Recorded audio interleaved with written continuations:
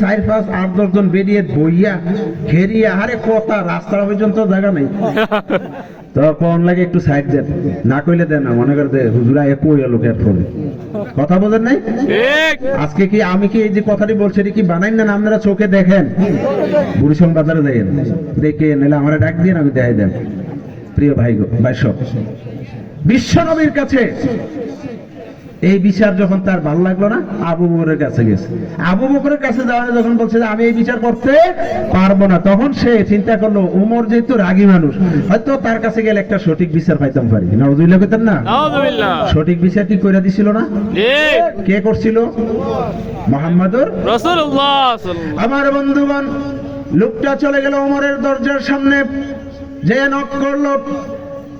ঘরের ভিতর থেকে আওয়াজ আসলো কে লোকটা বললো আমি অমক দরজা খোলা হলো তুমি কি জন্য এসেছো ওমর রাদিয়াল্লাহু তাআলা আনহুকে লোকটা বলছেন আমি এসেছি একটা বিচারের ছানি করানোর জন্য তাহলে প্রথম বিচার কে করেছে তিনি বলেছেন প্রথম বিচার করেছেন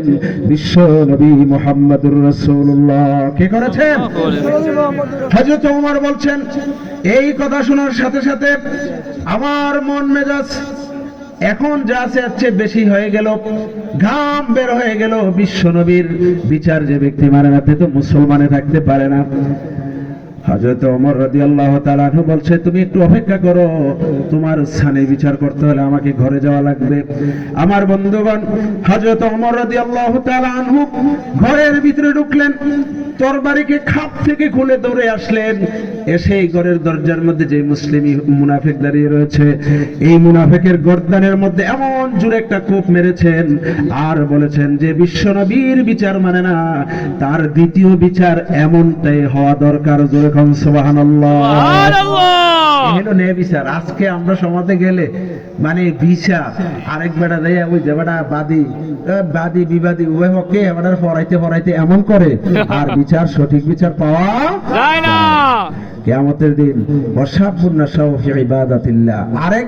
আরেকজন ব্যক্তি যিনি তাকে আরশের তলে স্থান দিবেন তিনি হলেন ওই যুবক যেই যুবক আল্লাহর রাস্তায় সব সময় ইবাদতে মজবুত ছিল জোরে বলেন সুবহানাল্লাহ সুবহানাল্লাহ এজন্য আলী রাদিয়াল্লাহু তাআলা আনহু বলছেন একজন যুবক যদি যৌবনকালে এক রাত্র তাহাজ্জুদ নামাজ পড়ে আর বৃদ্ধকালে মনে হয় কয়েক সপ্তাহ তাহাজ্জুদ নামাজ পড়লে এরকম সমান জোরে কোন সুবহানাল্লাহ কারণ যৌবন বয়সে যেভাবে রুকু দেওয়ার দরকার যেভাবে সিজদা দেওয়ার দরকার দেওয়া যায় কিনা বলেন তো বুড়া যদি এদিকে মাজা ব্যথা পায়ে ব্যথা এই সুযোগ কোনো মতে গুছা গাছা হইয়া নামাজ পড়ি যদি আল্লাহ কবুল করবেন কিন্তু সে পরিপূর্ণভাবে নামাজটা পড়তে পারে না এই জন্য যৌবনকালের দাম আল্লাহর কাছে সবচেয়ে বেশি